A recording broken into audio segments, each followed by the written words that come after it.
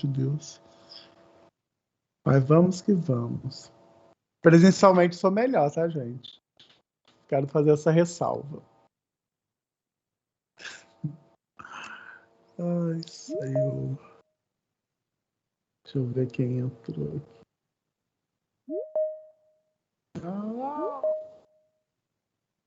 Já foi admitido.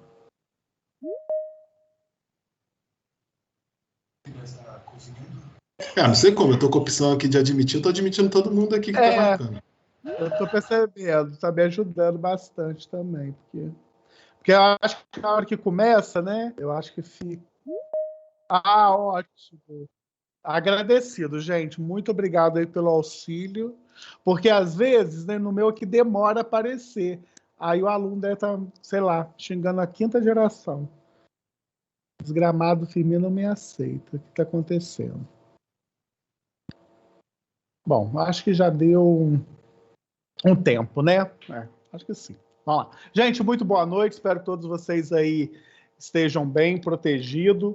E vamos dar continuidade aí naquelas questões voltadas aí para o direito de família, ou direito das famílias, que eu acho que é a nomenclatura mais correta aí pela doutrina mais moderna, né? É interessante que na aula passada a gente começou a trabalhar questões voltadas da unidade 1, né? Nós trouxemos aquelas questões voltadas pela evolução desse direito de família e, consequentemente, nós trabalhamos aquilo que a gente chama de princípios constitucionais, né? E dentro dos princípios constitucionais voltados para o direito de família, nós trabalhamos aqueles princípios, por exemplo, voltado para igualdade entre o homem e a mulher, igualdade jurídica entre os filhos. Consequentemente, nós trabalhamos as questões voltadas da igualdade jurídica, né, dos cônjuges, né? E aí, quando a gente pensa nesses cônjuges, a gente está pensando que pode ser formado por homem, mulher, homem com homem, mulher por mulher, tendo em vista a aplicabilidade do 226 aí da Constituição Federal. Então, a gente abordou obrigatoriamente essas questões desses princípios e fechamos a última aula falando sobre aquilo que a gente chama de Constituição da Família, né? E quando nós pensamos naquilo que a gente chama de Constituição da Família, nós aprendemos que a gente pode ter essa Constituição voltada para um sentido amplo, e quando a gente pensa nesse sentido amplo dessa Constituição de família, nós estamos pensando em vínculo natural, ou seja, aquele vínculo do parentesco natural, como também do parentesco civil. E nós fizemos a abordagem no decorrer da aula passada. E quando nós pensamos, por exemplo, nessa Constituição de família no sentido restrito, a gente começa a perceber que ela pode ser constituída por aquelas questões voltadas pelo pai, pela mãe, pelo filho, numa questão voltada pelos companheiros, tendo aquela hipótese de ter filho. Então, isso foi resumidamente, né, pelas abordagens feitas na aula passada. Hoje a gente adentra numa questão extremamente importante, que é uma questão voltada para o casamento, né? E quando a gente aborda questões do casamento, a gente começa a fazer algumas reflexões do que vem a ser esse casamento. Qual que seria o conceito legal desse casamento? E é interessante que quando a gente pensa no conceito legal do casamento, nada mais é que a lei vai dizer o seguinte: olha, o casamento nada mais é do que uma união legal entre quem? Homem e mulher. E essa união entre o homem e a mulher, ela tem um objetivo. E qual que seria esse objetivo? Nada mais é o objetivo de constituir família. Uma vez obrigatoriamente constituindo essa família, a gente começa a discutir aquilo que a gente chama de comunhão plena, né, de vida, esse compartilhamento de vida. E aí, obrigatoriamente, nós temos aí a aplicabilidade do 1514 do Código Civil, né? Então, essa é uma ponderação do conceito legal voltada pelo 1414 do Código Civil, tá? É lógico que quando a gente pensa nesse conceito legal, quando a gente analisa o 1414 e nós fazemos um diálogo, por exemplo, com a doutrina, com a jurisprudência, nós já começamos a perceber que esse vínculo do 1514, ele praticamente nós damos hoje uma interpretação muito mais o que extensiva. Por quê? Porque lá em 2013 nós tivemos o quê? Uma autorização através do Conselho Nacional de Justiça, que na realidade ela tinha uma resolução, né? O Conselho Nacional de Justiça, ele emitiu uma resolução, essa resolução era 175 de 14 de maio de 2013, e nessa resolução ela permitiu que o casamento por pessoas do mesmo sexo, né? E até hoje essas pessoas elas podem casar, né? Então mulher com mulher, homem com homem tem a possibilidade de casar. Lógico que no direito nada é pacificado, né? Por que nada é pacificado? Embora a resolução 75 de 14 de maio de 2013 vigora até hoje e permite casar, união estável não, porque a união estável foi uma evolução. Antes disso, nós tivemos, para discutir união estável, Isabel, nós tivemos duas ADPFs, né? A arguição direta de preceito fundamental. Nessa ação direta de preceitos fundamentais, arguição direta de preceitos fundamentais, ela foi proposta pela Procuradoria do Estado do Rio de Janeiro. E lá nessa arguição se discutia a possibilidade de união estável, porque, na realidade, essa união ou esse relacionamento de pessoas do mesmo sexo era considerado o quê? Sociedade de fato. Quando eu penso numa sociedade de fato que nós vamos ver no futuro, a gente pensa que eu preciso comprovar numa questão patrimonial o que foi amealhado. Então, você imagina, A e B adquiriram um carro na constância daquela sociedade de fato. Eu preciso comprovar qual foi o meu esforço naquilo.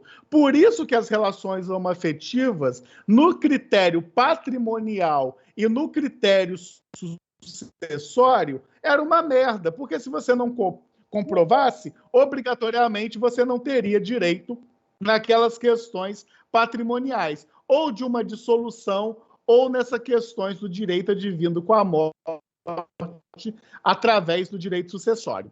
E aí o STF julgou essa arguição direta de preceito fundamental, que nós vamos estudar no futuro, reconhecendo a possibilidade de união estável. Só que quando chegou em 2013, nós tivemos essa resolução 175, que permitia o casamento por pessoas do mesmo sexo. E até hoje isso é muito questionado, porque o que pese hoje se casa é extremamente uma facilidade no casamento, mas assim, existe uma crítica a dois posicionamentos. O primeiro posicionamento elogiando a resolução 75.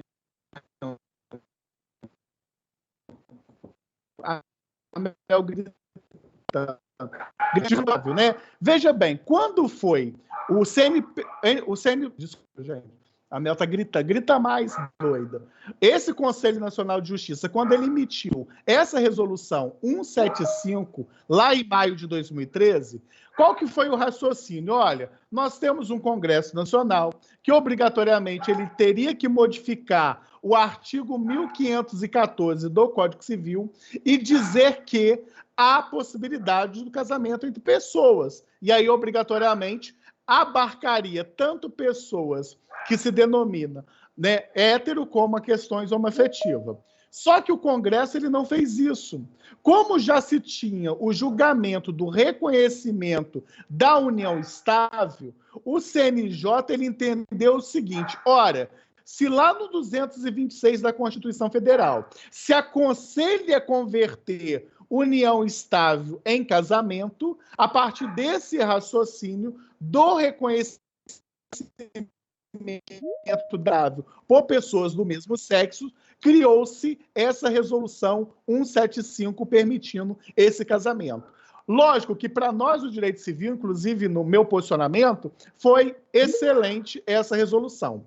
Para quem é processualista, fica muito mais difícil, por quê? De compreender a necessidade desse ativismo judicial. Porque, veja, galera, dentro de uma função típica, não caberia, através de resolução, você dar uma conotação extensiva no 1414. Eu estaria, na realidade, fazendo o quê? Buscando, dentro das minhas funções atípicas, coisas que caberia ao legislativo.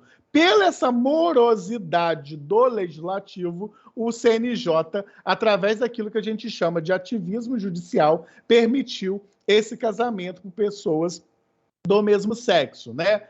Qual que é a crítica que o outro lado da doutrina faz, né? O outro lado da doutrina fala o seguinte: tudo bem, não estou discutindo da legalidade ou da possibilidade do casamento por pessoas do mesmo sexo, mas nós devemos fundamentar que, a doutrina falando, que caberia o Congresso Nacional fazer a modificação da lei federal, tendo em vista que a função típica do Congresso seria legislativa e, consequentemente, a possibilidade de fazer a modificação do 1514 do Código Civil.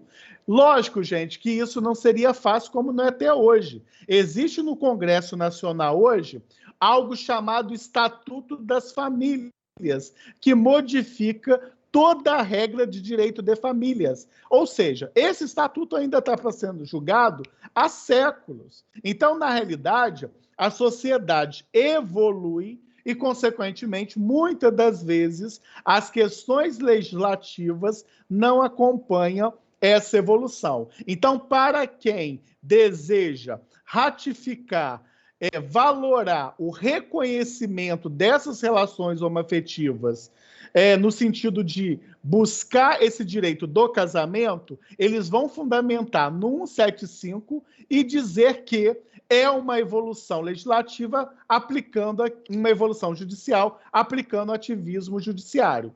Quando você quer ser contra esse entendimento, e hoje até minoritário, por que é minoritário?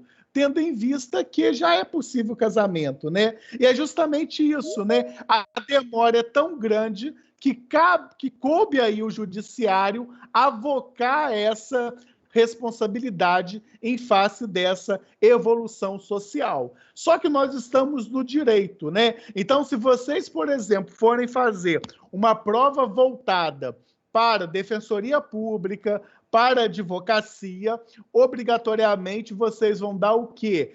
Essa extensão do entendimento que, onde está escrito homem e mulher no 1514 do Código Civil, você vai substituir por pessoas, ou seja, vai começar a entender que é uma união legal entre pessoas e, a partir desse momento, eles dividem o quê? Vida em comum, né? Eles querem fazer essas questões voltadas para a constituição da família. Se você fizer, por exemplo, uma prova voltada para o Ministério Público, uma prova mais objetiva, que vai avaliar a literalidade da lei, obviamente vocês não irão sustentar a resolução 175. Vocês vão ir pela disposição do 1514 do Código Civil. Agora, se numa prova de concurso questionar a possibilidade do casamento homoafetivo e é uma prova discursiva,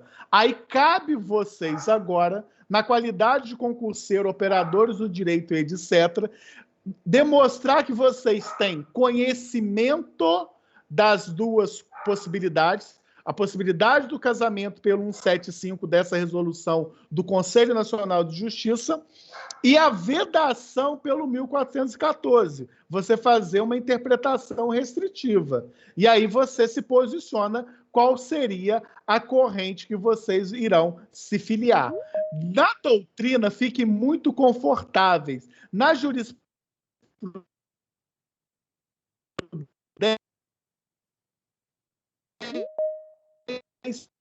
fica do casamento homoafetivo. Inclusive, eu não sei o pessoal de São Paulo, mas inclusive aqui no estado do Rio de Janeiro, o Tribunal de Justiça do Rio de Janeiro, eles fazem o casamento, por exemplo, comunitário, né? E aí, obrigatoriamente, vocês se depararão dentro do Tribunal de Justiça realizando os casamentos de pessoas homoafetivas, dando assim a resolução 175 de 14 de maio de 2013. Então, hoje é a corrente, obviamente, que eu vou me filiar, até porque eu estudo direito de famílias de uma forma vanguardista. Não quer dizer que vocês precisem ir para esse entendimento. Se for para o entendimento contrário, vocês vão se basear na disposição legal do 1514. Só cuidado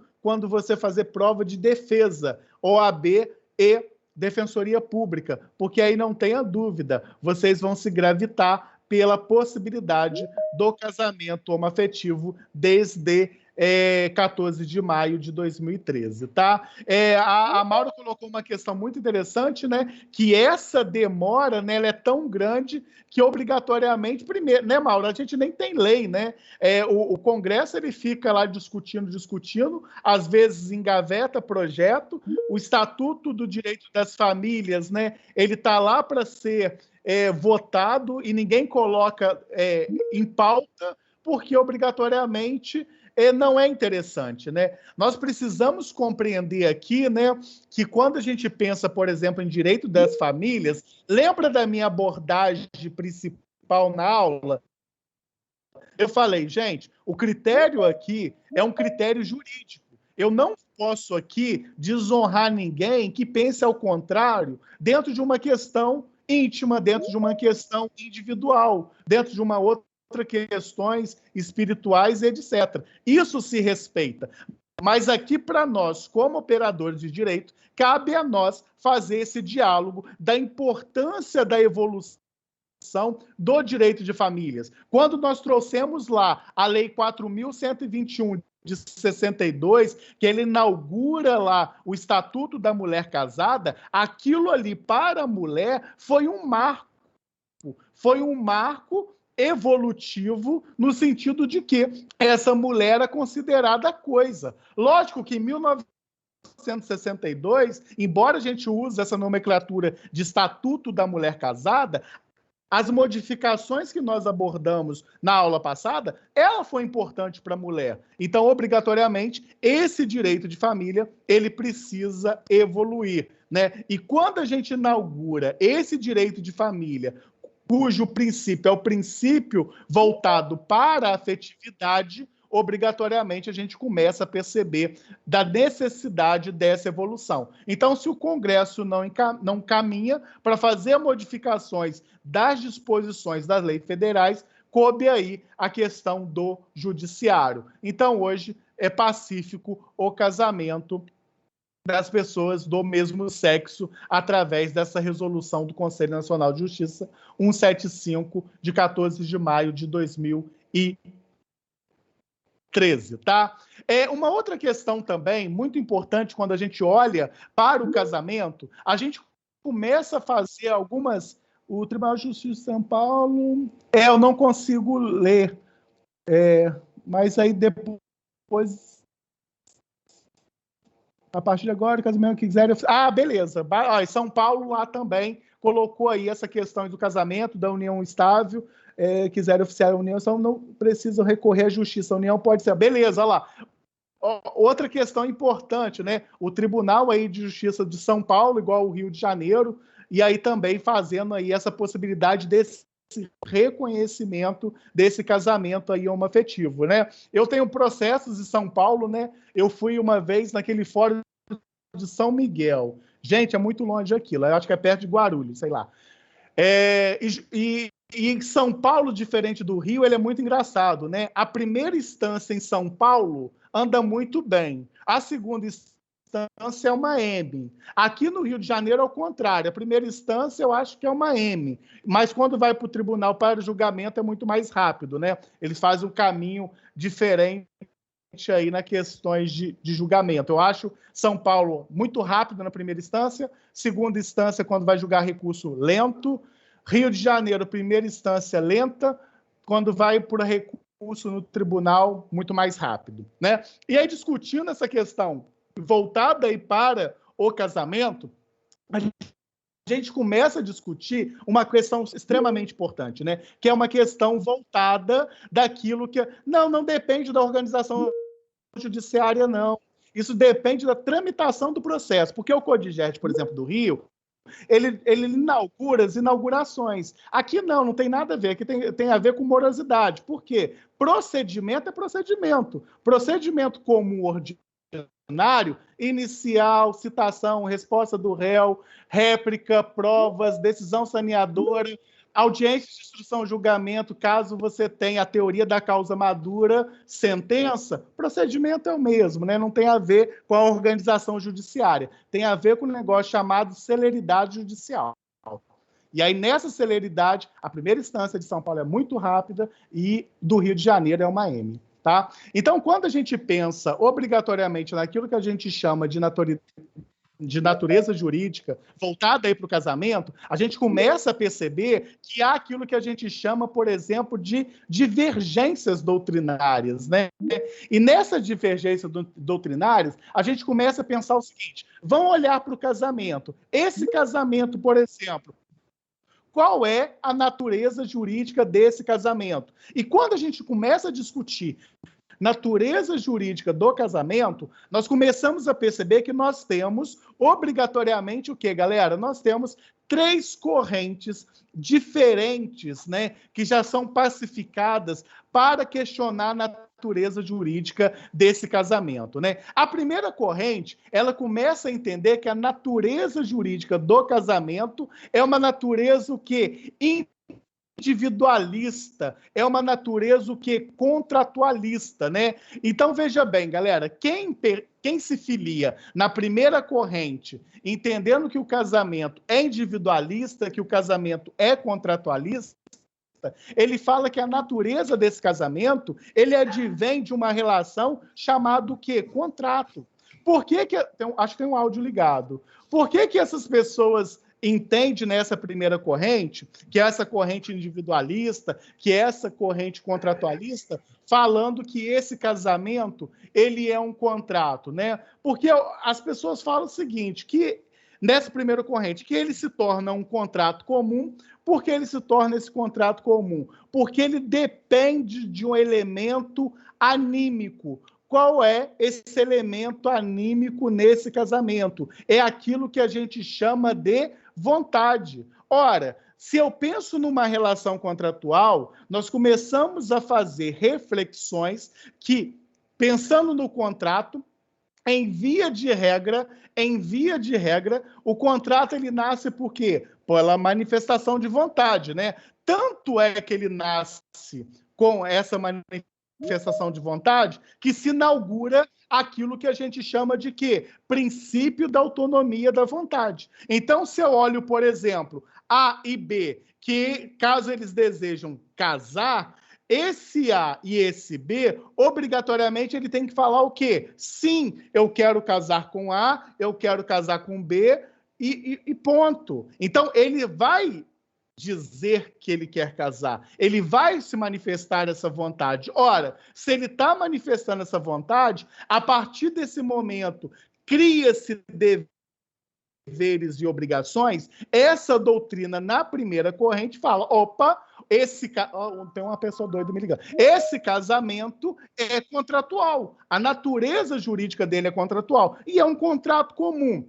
Particularmente, eu acho o seguinte, quem fundamenta que o casamento é um contrato, a gente começa a perceber que ele não se torna um contrato comum. Na realidade, ele se torna um contrato sui generis, ele se torna um contrato especial. Por qual motivo? Porque, veja, se ele fosse um contrato comum, todas as cláusulas advindas daquela relação que você vai contrair no casamento, poderia ser o quê, galera? Formalizada por vocês. Eu não precisaria do apoio estatal.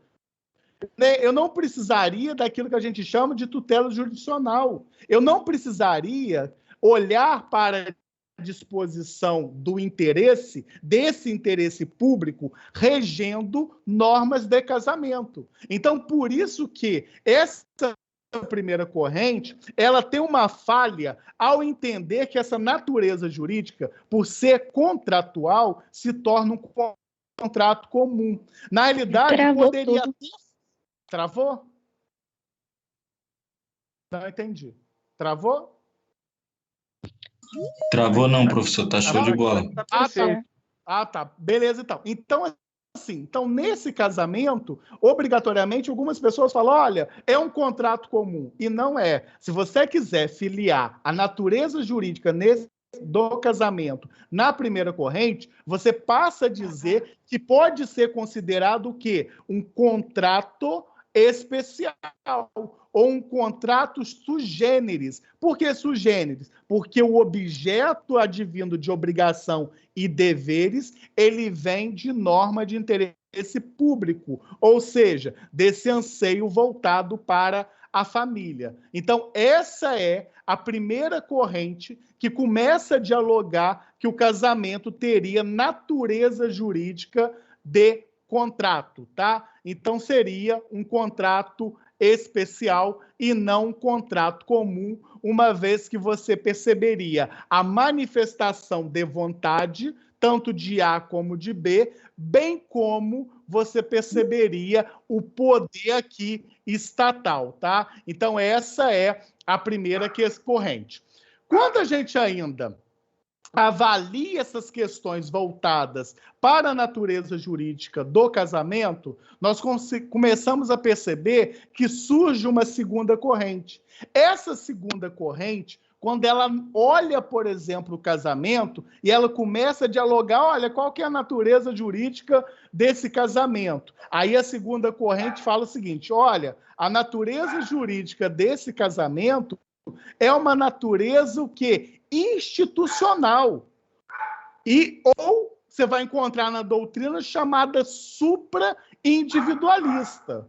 O que seria essa segunda corrente falando que esse casamento é institucional, né? Porque, veja bem, quando a gente pensa, por exemplo, no casamento, nós começamos a fazer um raciocínio que muita gente, principalmente da evolução do direito de família, começa a entender o seguinte, que o casamento nada mais é do que uma instituição social, né? Então, veja bem, quando A e B resolvem casar, ou seja, quando esses nubentes desejam casar e casam, a partir do momento que eles casam, nasce um novo Estado, né, para essas pessoas. Esse novo Estado para A e para B, ao nascer, eles chamam o quê? Sacramental. Nasce um Estado sacramental de deveres e obrigações para quem?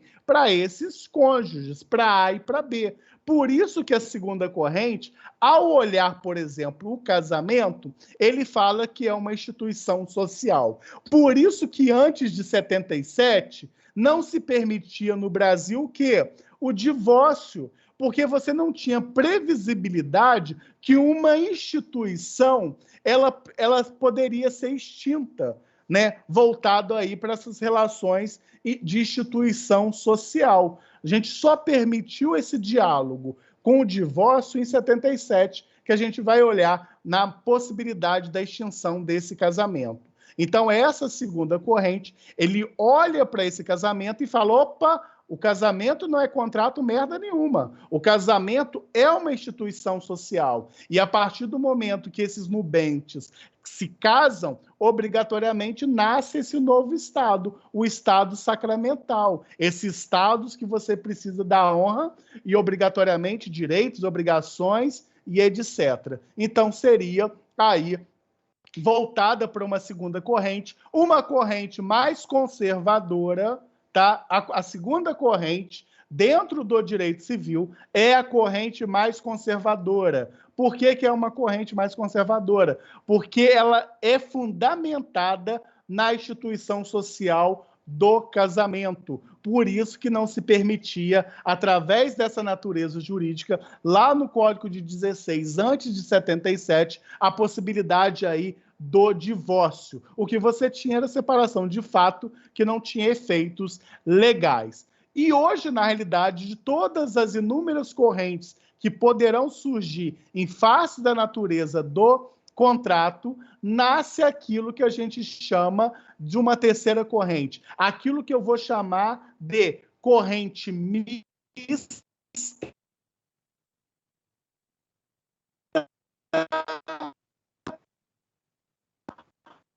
ou e é...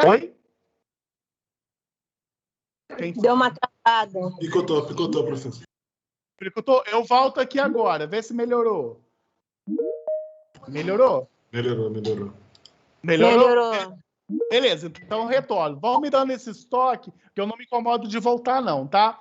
Então, consequentemente, essa terceira corrente, né? Essa corrente, ela é uma corrente muito mais o quê? Moderna, né? Por que ela é uma corrente muito mais moderna? Porque, na realidade, a terceira corrente, ela vai fazer a junção da primeira corrente e vai fazer a junção da segunda corrente. Como que vai funcionar isso, Firmino? Eu olho para a terceira corrente, eu penso que é uma corrente mais moderna, denominada mista ou eclética. O que seria essa corrente mista e essa corrente eclética, né? É o seguinte, o casamento para essa corrente moderna, ele começa a falar o seguinte, olha, o casamento ele é complexo, né? Ele é muito complexo, é mista e eclética. O nome da terceira corrente, mista ou eclética, tá? Então, essa terceira corrente, que é denominada como mista ou eclética, ele começa a perceber que o casamento, ele é o quê? Ato complexo. Ele é um ato muito complexo, por quê? Ele envolve celebração, ele envolve obrigações, ele envolve deveres e, consequentemente, quando se olha o casamento, a gente tem como referência critérios familiares. Então, por isso que essa doutrina fala que o casamento é um ato complexo. Então, ela começa a raciocinar da seguinte forma, na formação do casamento, do aceite, do princípio da autonomia da vontade, que você fala, eu quero casar, eu falo sim. Eu acho uma loucura isso, mas eu falo sim, você quer casar? Beleza. Nessa formação, a terceira corrente fala que isso é contrato. Por que ela fala que isso é contrato? Porque obrigatoriamente depende do quê, galera? Depende do consentimento. O consentimento no direito, quando vocês estudaram o 421 e seguintes do Código Civil, vocês estudaram o contrato. E vocês perceberam que esse consentimento, ele advém do princípio da autonomia da vontade. Ou seja, o princípio da autonomia da vontade, ele faz esse diálogo com um elemento chamado o quê? Liberdade, né? Tanto liberdade de contratar, como aquilo que vocês estudaram, liberdade contratual. Então, para essa terceira corrente, essa formação do casamento é o quê? Que esse casamento, ele é um contrato. Mas o conteúdo, e quando a gente pensa no conteúdo, a gente está pensando numa cláusula, numa essência. E esse conteúdo, obrigatoriamente, seria o quê? Deveres e obrigações. Esse deveres... Tem um áudio ligado, eu acho. Esse deveres e obrigações, obrigatoriamente, ele seria o quê? Instituição social. Então, olha que loucura que a terceira corrente fez. Ela tentou conjugar a primeira e a segunda corrente. É por isso que ela é chamada eclética e mista. Na formação, sujeito, consentimento, forma, contrato. Na importância das cláusulas, no conteúdo, deveres e obrigações, instituição social. Porque o casamento, ele tem aí uma importância na nossa sociedade, querendo ou não admitir, tem essa importância, né? Tanto no critério religioso como no critério civil. Tanto é que o regramento para você casar, o procedimento para a gente fazer uma habilitação matrimonial é um procedimento complexo, que a gente precisa analisar algumas questões. Por isso que a terceira corrente, a gente entende que é uma corrente mais moderna, falando que na formação a natureza jurídica é um contrato, mas na importância dessa, eu também gosto dessa, Isabelle, gosto muito, mas no conteúdo, na importância social que o casamento tem, é uma instituição social. Então, ela talvez, o que ela faz? Ela casa, né? Ela casa aquilo que teria de bom na primeira corrente, aquilo que teria de bom na segunda corrente, e ela se torna uma única corrente, chamada aí corrente mista ou eclética. Fiquem à vontade na minha prova, né? Vocês têm 3 possibilidades de correntes voltadas aí para a natureza jurídica do casamento, né? Vocês podem escolher qualquer uma. Eu gosto da primeira, voltada para o contrato especial. Tem falha? Tem. Porque se a gente a permitisse a primeira corrente desde o Código de 1916, o que aconteceria? Eu não precisaria da lei do divórcio de 77 para fazer o divórcio. Porque se eu estou pensando em contrato, eu estou pensando que o contrato ele vai se resolver. Ou ele se resolve pela extinção, ou ele se resolve pela resilição. Então, a gente permitiria o divórcio antes de 77. Então, a primeira corrente tem uma falha, mas a terceira corrente é uma corrente mais moderna, mais coerente, tá? Professor, tem uma pessoa que não está conseguindo entrar, está dando erro. É possível atender a solicitação? É porque, para mim... Professor, Firmino, boa noite. Tudo bom, querido? Sim, tudo ótimo. Tem alguns colegas que não estão conseguindo entrar já desde o início da aula. Já passamos aqui os links, enfim. Mas não aparece aqui para mim, não. Professor, boa noite. Muito boa noite. Professor, eu deixei até um recado, inclusive, no link. Eu não sei se esse link precisa ser refeito, eu não sei o que acontece. Que não foi só eu que entrei depois de praticamente 35 minutos de aula. E tem muita gente que ficou fora da sala de aula, não sei se é esse link, eu não sei o que está acontecendo, mas muita gente não consegue entrar. O link do eu Classroom acho que é erro do app. Pode ser algum confuso. Eu acredito que seja erro da app, porque o link, eu tenho ele, eu fiz a tabela no Excel com o link, eu tenho o aplicativo instalado tanto no aparelho, no celular, quanto no notebook. Eu baixo o aparelho e consigo acessar através do link. Mas eu não sei se é algum problema dos colegas em casa, enfim, Aí só averiguando, às vezes é questão do Windows, se o cliente, o colega está com um Windows mais antigo aí não roda, que o Teams ele precisa de um Windows 8 para cima, né? Para ele rodar legal. E todos os aplicativos da Microsoft, eles estão assim. Eles forçam a gente a comprar um Windows mais caro, mais atual. Então, o meu é o 10, mas não, mesmo assim, e outros colegas também, eu sinceramente, não sei explicar. Troquei até, inclusive, de navegador, tudo. E aí, depois da 5ª vez, eu consegui entrar pelo Edge. Mas então, é isso que eu ia dar dica. Vocês, quando forem usar os produtos da Microsoft, quando vocês forem advogar, no caso do quem agora no SAR, né? Aqui no Rio, para acessar esses produtos, é melhor vocês entrarem ou pelo Microsoft Edge ou pelo Internet Explorer. Vocês copiarem o link e jogarem no navegador. Porque geralmente pelo Google dá algum probleminha, tá? Na realidade é o seguinte, né? Como é que nós podemos fazer? A instituição, acho que vocês já sabem, né? Ela não tem uma plataforma oficial. A gente está usando... Eu usei o Team Link, que aquilo foi uma merda. Estou usando isso aqui agora, né? A gente está com 180 alunos, não é culpa do aluno, obviamente. Eu até vi que o Claudemir colocou lá no site, mas isso não depende de mim, infelizmente, né? A gente coloca o link da sala, obrigatoriamente a gente vai aceitando esse link e a gente não tem esse controle, né? Esse sistema online é um sistema muito complicado para o aluno, e particularmente,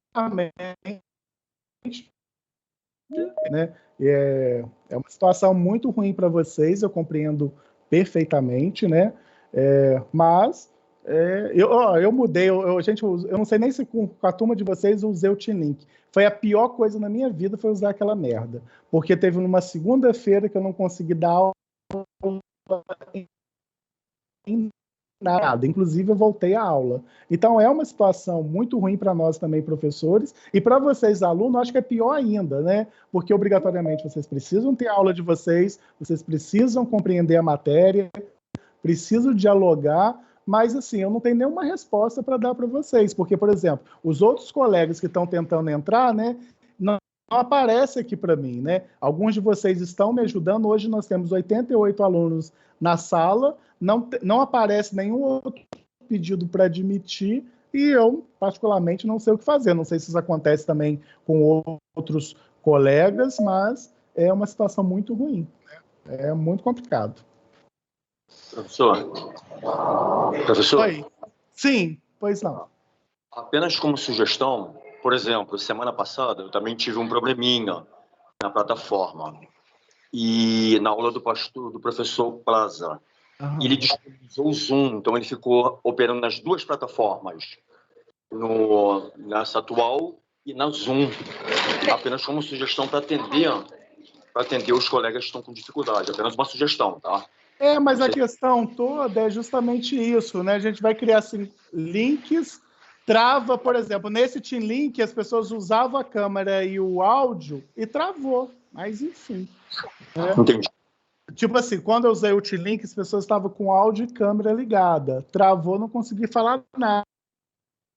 Então, eu não sei com essas duas plataformas ligadas, né? Bom, mas eu acho que é uma questão institucional, né? Eu acho que essa aí é uma questão... Vocês demonstraram a dificuldade para vocês na coordenação, porque foge da minha alçada isso, né? A gente disponibilizou o link, o aluno ele não pode ficar no prejuízo, mas são coisas que eu, como professor, fico com o pé e mão atada, tá? Mas vamos lá, vamos seguir. Realmente, essa plataforma está bem complicada. Eu não sabia dessa situação do Windows. Por exemplo, meu computador não é um computador moderno. Eu também não tenho condições de comprar um agora porque está 3, 4 mil reais. Eu não tenho condições. Entendeu? Então, tipo assim, a gente vai se adaptando, mas assim, essa plataforma também está bem complicada. Eu tive que entrar pelo chat pelo celular. E tô com a tela do computador. Tipo assim, a fala que eu vou fazer? O que eu vou fazer depois no grupo para tentar ajudar? Tá. A gente também tem que fazer uma coisa no computador. Agora a gente tem que ser técnico de informática também, né? Não basta ser estudante de direito, tem que ser técnico. Me ajuda, mas vamos que vamos. Tem questão também de atualização do próprio sistema Windows. Você pode ter um Windows antigo, mas eu sei por conta do Tribunal de Justiça, que eles ficam mandando eu ficar atualizando essa desgraça o tempo inteiro para eu conseguir trabalhar, né? Não ri não, Firmina, é para chorar. Então, o que eu posso fazer? Eu vou caçar o e-mail que eles mandaram aqui para mim e vou copiar e colar a informação para vocês lá no grupo, e para ver se a gente consegue ajudar o colega aí, a gente consegue se ajudar, para a gente conseguir entrar, porque pode ser até atualização do sistema operacional que esteja impedindo o acesso aos colegas. Eu também não sei se, devido à plataforma do meu trabalho, que é instalada no meu computador, se dá uma travada em alguns aplicativos. Eu não sei se pode ser isso também. Eu vou ver com o TI para ver se me dá uma luz, porque hoje, por exemplo, eu não consegui abrir o chat pelo computador, estou pelo celular, acompanhando também, só que tá travando também pelo computador hoje, entendeu? Aí eu não sei se o erro está entre a cadeira e o computador, né? Ou o computador que é uma merda, ou a internet que é uma merda, enfim, se a plataforma é uma merda, se tá tudo uma merda, enfim, vou ver isso também.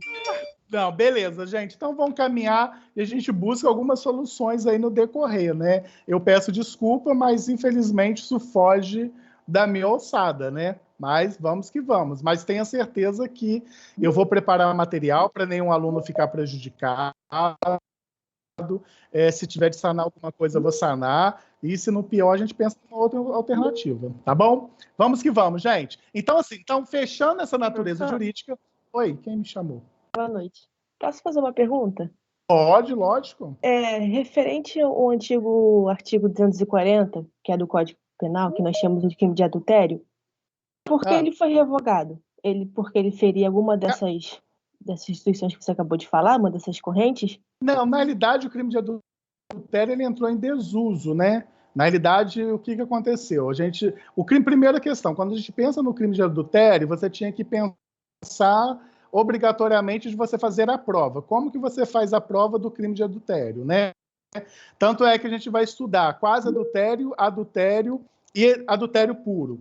Como que você faz prova no crime de adultério? Você tinha que perceber que tinha que ter o pau na vagina. Como que você pegava isso? Chegou um dado momento que entrou em desuso, razão pela qual ele foi revogado. O que a gente mantém ainda no Código Penal é a questão lá do 235, quando ele chama de uma questão de monogamia, né? Que é a questão que você só pode ter um único parceiro a partir do momento que você casou, né? Você não pode casar com 2 pessoas, com 3 pessoas, né? Eu não tenho esse poli voltado aí para o casamento. Aí a gente continua com a aplicabilidade do 235 do CPC mais na monogamia. Mas no adultério ele caiu em desuso mesmo. E dentro desse desuso do adultério, a gente vai estudar um negócio chamado ilícito civil no casamento. E a gente vai abordar a questão do adultério não como crime, mas como uma possibilidade de configurar algo para a gente buscar responsabilidade civil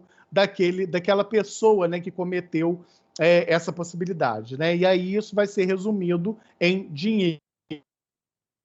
Mas a gente vai ter uma aula para falar desses ilícitos civil e a gente vai tratar esse adultério lá do senso não como crime, mas como ilícito civil, tá? Hoje a gente ainda só aplica a monogamia do 235 do CP, tá?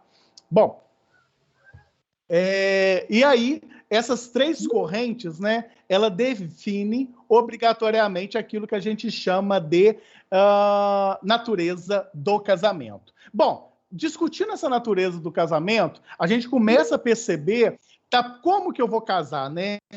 Eu preciso fazer algo, chamar a natureza de eu preciso chamar algo daquilo que eu vou chamar de quê? Habilitação matrimonial, né? O que seria essa habilitação matrimonial? Então, você imagina o seguinte, você olha para esse casamento e nós já começamos a perceber que esse casamento, ele é um casamento que é um ato solene, né? Ele é um ato solene, precisa ser um ato solene para que ele possa ser realizado, né? Se faz necessário, então, quando eu olho, por exemplo, o casamento, quando eu olho a habilitação matrimonial, seguir algumas formalidades, preencher alguns requisitos, e aí, obrigatoriamente, esse preenchimento de requisitos é aquilo que eu vou chamar de habilitação matrimonial. Esse procedimento, ele busca o quê, galera? Ele busca algo chamado o quê? Aptidão dos nubentes. Esses nubentes, por exemplo, eles são aptos para o casamento? Né? Então, quando eu penso, por exemplo, nessa habilitação matrimonial, ela vai servir para quê, galera? Ela vai servir para que, dentro do caso concreto, nós possamos verificar o quê? Se aqueles nubentes, eles estão o quê? Aptos para o casamento. Ele serve, na realidade, a habilitação matrimonial, ela serve para quê? Para você verificar da inexistência de impedimento. Né? Porque, veja, se o cara já é casado e ele quer casar, posso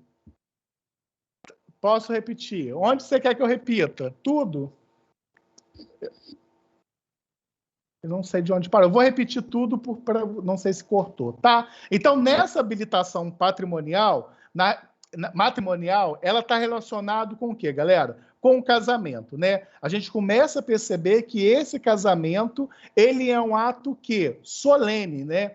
E por ele ser um ato solene, nessa habilitação matrimonial, eu preciso fazer o quê? Seguir certas formas, seguir certos procedimentos, para saber o quê? Se esses nubentes, eles têm o quê? Aptidão para eles podem ou não casar. Né? Porque é através da habilitação matrimonial que nós vamos dialogar, que nós vamos pesquisar, verificar se há inexistência de impedimento. E se tem inexistência de impedimento por parte desses nubentes, obrigatoriamente há a possibilidade de a gente conceder algo chamado o quê? Capacidade matrimonial. O que seria capacidade? Se vocês estudaram, por exemplo, lá na parte geral, vocês perceberam que capacidade é diferente daquilo que a gente chama de personalidade, né? A personalidade a gente gravita do artigo 11 seguinte do Código Civil. Quando a gente pensa em capacidade, nós estamos pensando, primeiro, numa capacidade genérica. O que é capacidade genérica dentro do direito? Vocês aprenderam que capacidade genérica dentro do direito nada mais é do que aptidão de adquirir direitos, né? E essa aptidão de adquirir direitos, nessa capacidade genérica, ela está para todo mundo, independente se é um relativamente capaz, independente se é um absolutamente capaz, porque todos nós, na qualidade de seres humanos, no ordenamento jurídico brasileiro, nós temos aquilo que a gente chama de capacidade genérica. Só que a capacidade genérica por si, ela não resolve aquilo que a gente chama de exercício do direito, né? Quando a gente pensa no exercício... Sumiu todo mundo aqui da minha tela. Vocês estão me ouvindo, gente? Normal, normal. Ah, desculpa, perdão. É porque sumiu todo mundo, já fiquei nervoso. Obrigado. Normal. Obrigado, gente. Então, quando eu penso, por exemplo, nessa capacidade genérica, a gente começa a perceber que todo ser humano tem. Todo mundo tem aptidão para exercer direitos, né? Por isso que a gente fala que isso é uma capacidade genérica. Mas quando eu penso, por exemplo, numa capacidade matrimonial, eu não tenho que ter só a capacidade genérica. Eu tenho que ter uma capacidade de exercício. A capacidade de exercício, ela também é chamada de capacidade de fato. Ora, se esses nubentes estão habilitados, não há impedimento, querem casar, tem a manifestação de vontade livre, ou seja, a manifestação de vontade não é viciada, preencher os requisitos, obrigatoriamente, eles podem ter capacidade matrimonial e, através dessa capacidade matrimonial, vai levá-los onde? Ao casamento, né? E quando a gente pensa nessa capacidade matrimonial, a gente começa a discutir nessa habilitação matrimonial aquilo que a gente chama de competência, né? Onde é competente para processar o pedido de habilitação matrimonial, né? E nós vamos perceber... Gente, o que aconteceu? Acho que alguém está me colocando na tela, sei lá. E nessa capacidade... Eu estou me vendo aqui, mas tudo bem. Acho que é o Vinícius aí, que eu acho que compartilhou a tela dele. O Vinícius está me mostrando... Esse nele. Beleza. E aí, consequentemente...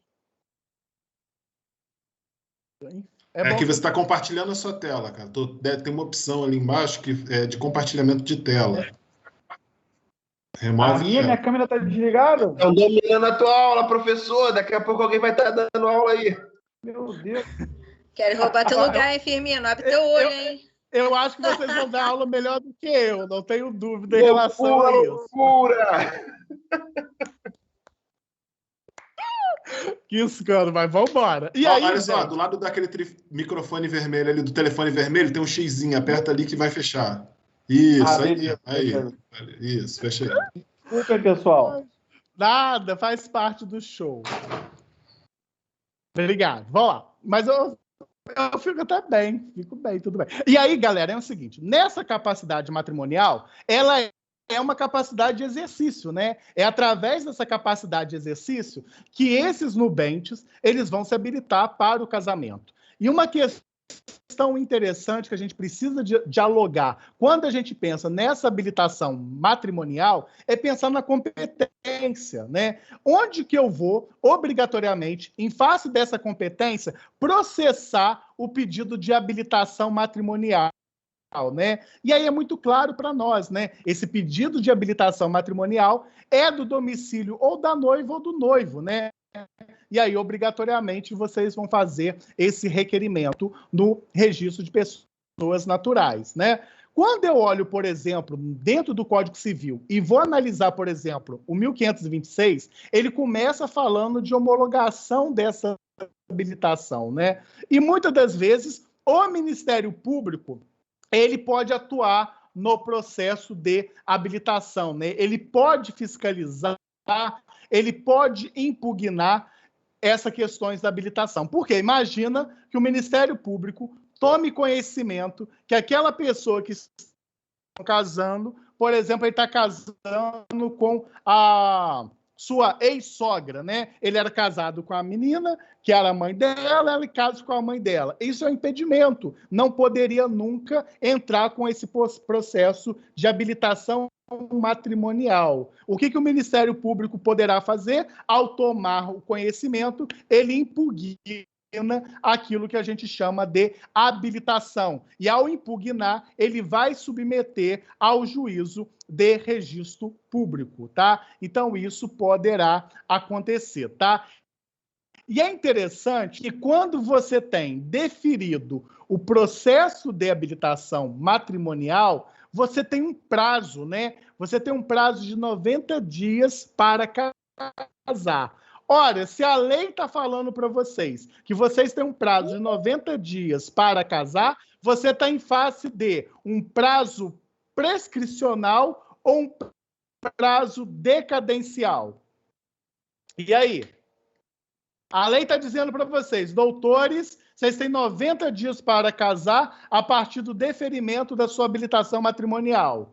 Quando a norma te diz o prazo para você ter o comportamento, obrigatoriamente você está em face de um prazo decadencial. Então, você tem 90 dias para casar. Firmino, não casei com 90 dias. Não vou conseguir casar. O que vai acontecer? Bom, você quer continuar casando com essa pessoa? Ótimo. Você vai ter que entrar novamente com pedido de habilitação matrimonial. Porque se decair o prazo de 90 dias, obrigatoriamente você não pode mais utilizar aquele deferimento naquela habilitação. Você tem que novamente requerer esse pedido para habilitação, tá? Uma outra questão ainda que a gente discute, né, quando a gente discute essa capacidade, eu disse para vocês, olha, essa capacidade matrimonial, ela está relacionada não só com a capacidade genérica, ela está relacionada com aquilo que vocês estudaram, chamada de capacidade de fato e capacidade de exercício. Quando eu olho essa capacidade matrimonial, a gente começa a perceber também que tem um critério muito importante, né? A gente começa a perceber a idade. Qual é a idade que vai permitir eu ter, por exemplo, capacidade matrimonial? Então, a capacidade matrimonial, nós precisamos fazer o diálogo com idade. Por exemplo, quem pode casar? No critério idade. E nós percebemos que essa capacidade patrimonial, a lei fala o seguinte, que toda idade, por exemplo, igual ou superior a 16 anos, aí que está. Porque é diferente, né? Quando a gente olha, por exemplo, para a capacidade de idade, a gente começa a perceber que essa idade é do 18 anos completo, que você atinge aquilo que a gente chama a maioridade civil. Mas, na realidade, eu posso aplicar o 1634 do Código Civil, né? O 1634 do Código Civil, ele permite que a idade igual de 16 ou superior, ele tem o quê? Capacidade para casamento. Quando vocês colocam aí, por exemplo, 18 anos, você está tratando de uma questão chamada de capacidade civil. Aqui nós estamos dialogando com capacidade matrimonial. Na realidade, o casamento pode te levar à emancipação. É uma outra questão da hipótese do artigo 5º. Mas aqui não, aqui está falando o seguinte, dentro dos requisitos do 104, lembra o 104 do Código Civil? Agente capaz, objeto livre, possível, forma adequação, vontade livre. Lembra lá do 104? O 104 ele é importante para o quê? Relações jurídicas.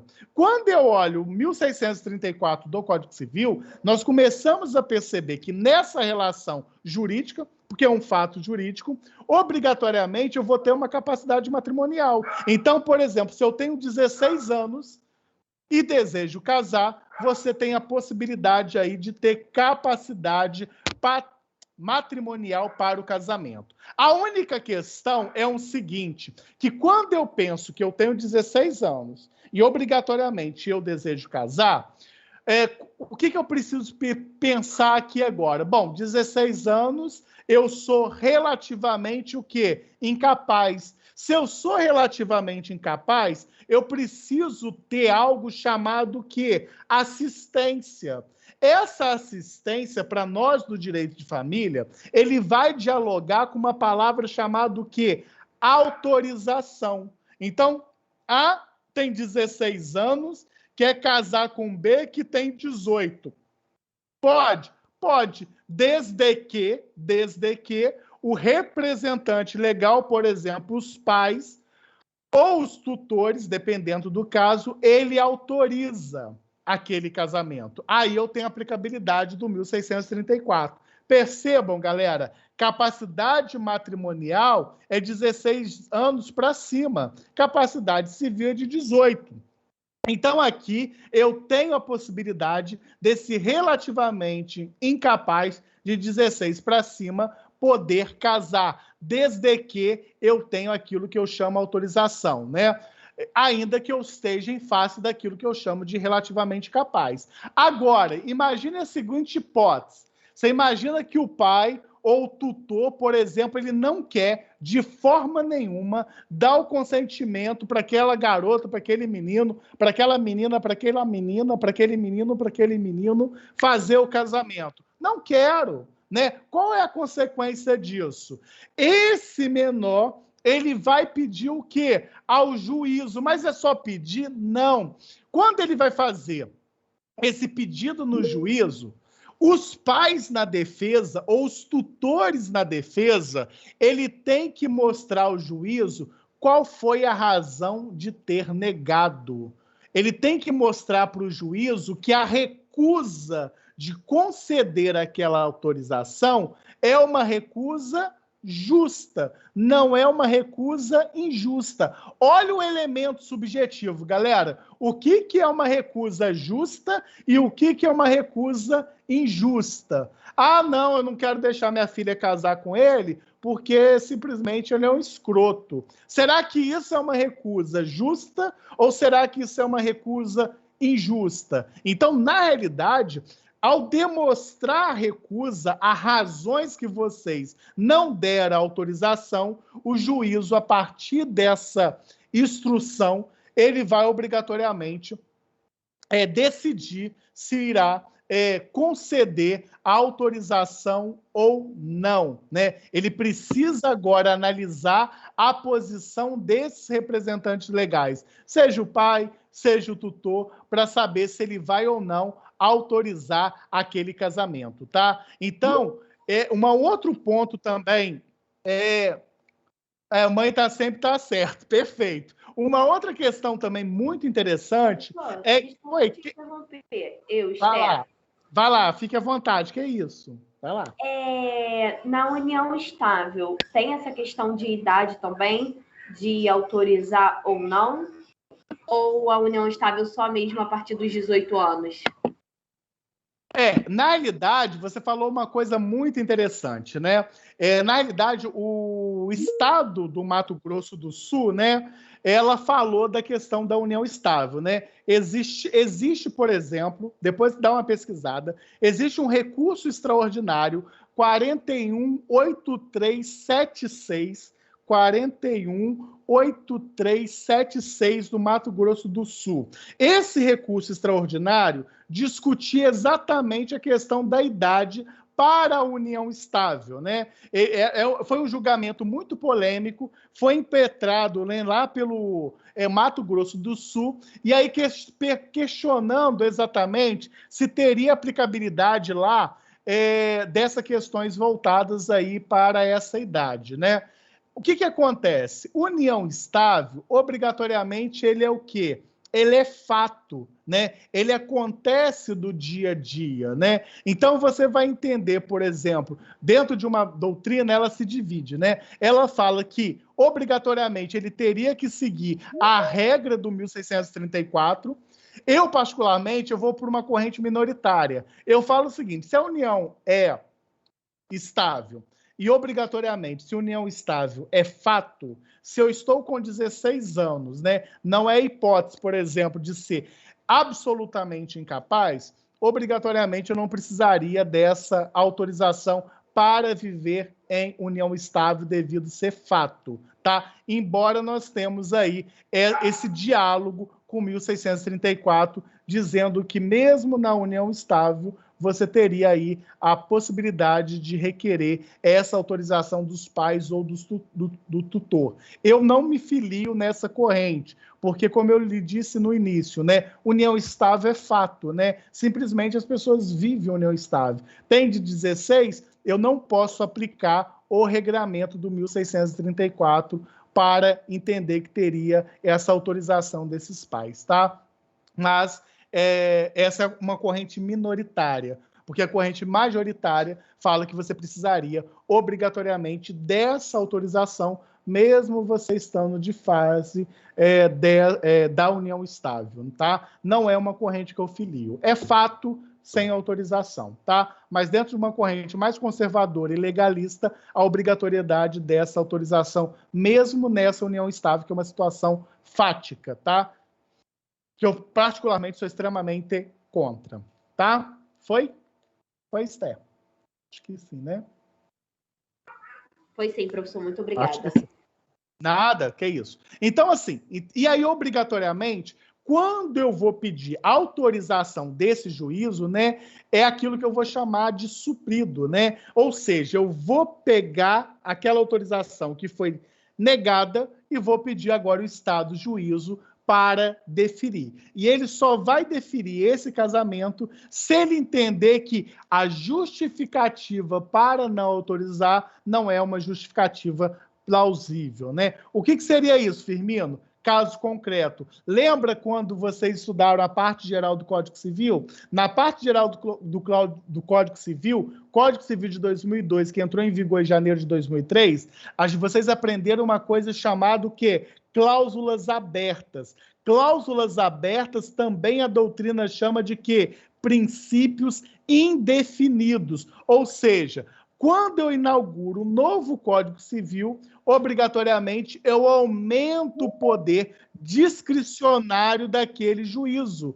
Por isso que ele pode buscar dentro do seu convencimento o que seria uma recusa válida, o que seria uma recusa injusta. E a partir dali, dentro dessa cláusula genérica, essas cláusulas abertas, dentro do princípio indefinido, ele faz aí o seu convencimento. Professor, existe um limite para o casamento? Deixa eu ver que eu vou colocar assim. É que eu não estou lendo. Existe um limite para o casamento, tipo, terceira idade, visando. Ah, sim, nós vamos estudar isso, né? Na realidade é o seguinte: idade, a gente vai entrar nisso no futuro, que a gente está introduzindo, mas só para você não ficar sem resposta. Idade, por exemplo, quando você coloca aí a terceira idade, a idade, ela nunca é impedimento para casamento, né? A mulher tem 150 anos, o cara tem 200. Pode casar? Pode, né? Inclusive, um incapaz, ele tem a possibilidade de casar, né? O cara que tem alguma deficiência, eu aplico a 13.146 de 2015 e permito que ele case. Mas vamos olhar para a terceira idade que você questionou. Só que qual que é a preocupação da terceira idade? É o patrimônio. Será que o Firmino quer dar um golpe para ficar com os bens? Será que eu quero prejudicar alguém da família? Será que eu estou simulando para questões da pensão? Enfim, da questão patrimonial, nós vamos perceber que se eu caso, né, se eu tenho 70 para cima, eu vou aplicar o quê? Um regime, que é o regime da separação total. Dentro do direito civil, nós vamos estudar alguns regimes: comunhão universal, comunhão parcial, participação final dos aquestos, separação legal, separação absoluta, né? São 5 regimes típicos. E aí eu tento... Não, a lei nem fala que é punição, a lei fala que é proteção. Eu vou proteger essa pessoa idosa, né, que está com 70 para cima. Em que hipótese? Que eu vou escolher o regime dela. Quer casar, meu filho? Casa, vai ser feliz. Mas o regime de bens, eu não lhe dou essa possibilidade de você escolher, tá? Mas nós vamos ter uma aula que nós vamos falar exatamente sobre isso, tá? Hoje, agora, a gente só está falando ainda desse processo de habilitação, tá? Mas é só para você não ficar sem resposta, tá? E aí, beleza. Eu fiz, o juiz autorizou, né? E aí, obrigatoriamente, as pessoas vão casar, né? E aí é interessante, outra questão também, que cai muito na questão em prova de concurso, como é que eu posso falar? A banca te questionar, né? A banca te questionar o seguinte: tá, tudo bem. Pelo 1634, eu preciso da autorização dos representantes ou dos tutores. Eu preciso dos dois, né? Eu tenho um pai e tenho mãe. Eu preciso que os dois me concedam o consentimento. Nessa hipótese, sim, né? Nessa hipótese, sim, você vai precisar da anuência da mãe, você vai precisar da anuência do pai, né? E se qualquer um deles obrigatoriamente se recusar, você obrigatoriamente precisa requerer esse suprimento judicial, tá? Então, é uma possibilidade de você ser questionado numa prova, tá?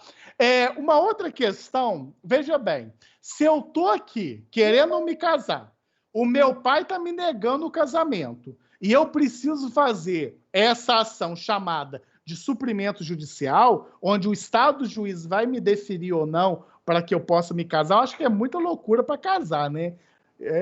Enfim, vai me deferir ou não? A gente precisa começar a raciocinar e falar o seguinte: olha, qual será o juízo competente para assinar minha autorização? Qual será o Luana, Suel? Qual será o juízo competente para que me conceda esse suprimento judicial? Veja, eu quero requerer... Eu não, porque eu não quero casar. Eu quero me requerer... Já até passei da idade. A autorização judicial. Porque eu quero casar, é meu sonho de vida, é meu projeto de vida, BBB, eu amo e tudo mais, tá? Aí eu preciso fazer algum raciocínio. Olha, eu preciso fazer o raciocínio. Qual raciocínio eu preciso fazer? Eu tenho que olhar a minha capacidade. Olha, se esse filho, por exemplo, se essa filha, por exemplo, ela tiver um acompanhamento da família, né? Mesmo que eu tenha uma família monoparental, né? Mesmo que eu só tenha um pai, mesmo que eu tenha uma mãe, mesmo que eu só tenha uma avó que é minha guardiã, enfim, mesmo que eu tenha isso, mas eu tenho uma família estruturada, né? Olha a palavra que a doutrina fala, né? Mesmo se eu tenho uma família, eu tenho um acompanhamento familiar através dos meus representantes, o juízo competente para deferir ou indeferir o seu pedido de autorização judicial para o casamento vai ser o juízo da vara de família. Cuidado. 16 anos. Eu tenho pai, tenho mãe, ou eu sou de uma família monoparental, só minha mãe cuida de mim, ou só meu pai cuida de mim, bebê. Mas eu tenho esse amparo da família, o juízo competência nessa recusa é a vara de família. Agora, se essa pessoa que tem 16 anos, que tem 16 anos, tem 17 anos, essa pessoa que quer casar, ela não tem o acompanhamento da família, né? Digamos que esse menor, né, acima de 16, digamos que esse menor é um menor, por exemplo, que foi abandonado, é um menor, por exemplo, que está no estado de perigo, não vai ser o juízo da vara de família que vai deferir a autorização judicial. Ah, mas que injusto, Firmino. Esse jovem que quer casar, que é o modelo de vida dele, que quer casar, que está em perigo ou que foi abandonado, ele não pode ajuizar o suprimento judicial? Pode, só que não é na vara de família. Vai ser onde? Na vara da infância e da juventude. Coloque na cabeça de vocês para definir competência dentro de processo. Quando vocês estudaram o processo sincrético, vocês aprenderam, obviamente, que você discute competências, né? E principalmente competências em razão da matéria. Quando eu penso em competência em razão da matéria, em razão da função, na questão do menor que pede autorização para o casamento, se ele estiver acompanhado da família, mesmo que essa família nega, vara da família. Se ele estiver em situação de abandono ou de perigo, obrigatoriamente vara da infância e da juventude. Imagina a seguinte hipótese: o cara está em 16 anos, está lá no abrigo, quer casar.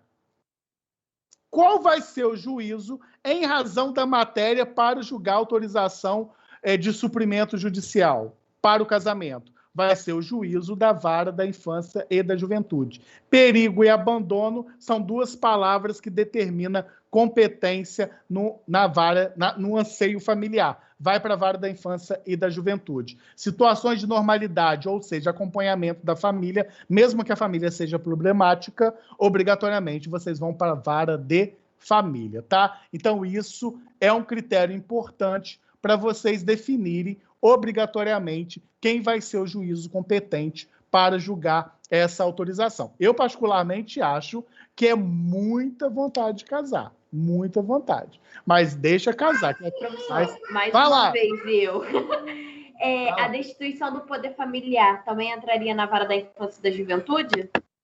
Depende. Depende justamente isso. Porque, veja bem, se dessa desconstituição, que nós vamos ter uma aula disso, desse poder familiar, que antigamente era ridículo e chamava de pato-poder, se está numa situação voltado aí para esse abandono e para o perigo, porque geralmente quando você vai buscar essa desconstituição é que alguma merda aconteceu, né? E aí, obrigatoriamente, você vai para a vara da infância e da juventude, tá? Mas a gente vai trabalhar algumas hipóteses também que pode ter aplicabilidade dentro da vara de família. Mas, geralmente, devido a esse perigo, esse abandono, que você vai desconstituir isso, você vai discutir isso na vara da infância e da juventude. Tá? Boa pergunta, tá? Mas a gente vai estudar esse poder familiar. Beleza? O que mais? Pensando ainda, né, nesse juiz, né, que ele autoriza obrigatoriamente... Vou direto, que nem eu fiz na última aula, porque aí eu paro às 9. Se você pensar obrigatoriamente nesse juízo, né, que ele autoriza obrigatoriamente esse casamento, a gente está pensando obrigatoriamente nas questões nos nubentes, né? E esses nubentes, obrigatoriamente, eles atingem aquilo que a gente chama de capacidade matrimonial, né? Ou seja, está com 16, teve obrigatoriamente autorização, obrigatoriamente ele pode casar. Existe uma polêmica muito grande, que era a questão voltada quando você olhava, por exemplo, para aquela jovem, né? E aquela jovem, por exemplo, estava grávida, né? E ela, obrigatoriamente, ela era menor de 16 anos, né? Qual que seria isso, né? Deve ou não autorizar esse casamento, né? E aí você precisaria, obrigatoriamente, nessa hipótese, tenho 15 anos, estou grávida, né? Vou pedir autorização, já entendemos que a parte da doutrina majoritária não permite isso, né, dessa forma com a gravidez. Embora dentro do Código Civil é plenamente possível, porque ele não foi revogado, tá? Uma questão extremamente polêmica é aquela questão voltada, por exemplo, para impedir imposição de quê, galera? Imposição de crime. Então, você tem A e B. Para evitar de uma questão de pena criminal, você se recorria à questão do casamento. Mas vocês que amam direito penal, vocês perceberam que quando se tinha lá em 2005, foi instituída uma lei penal, e essa lei penal, salvo engano, era 11.160, e a 11.160, ela modifica, por exemplo, o artigo 107, inciso 7º e 8º, que permitia a extinção dessa punibilidade, né? E agora eu tenho a aplicabilidade lá do 1520 do Código Civil, buscando ainda impedir essa imposição dessa pena criminal. Da mesma forma que teve aquela questão da união estável, se tem ou não que pedir autorização daquele recurso extraordinário que eu disse, que era o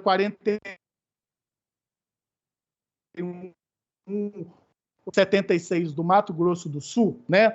Nesse próprio recurso extraordinário que eu vou disponibilizar para vocês, entendeu pela essa pena criminal, tá? Então, hoje, majoritariamente, vocês podem ficar muito convencidos, devido a esse recurso especial, dessa impossibilidade de você buscar a extinção dessa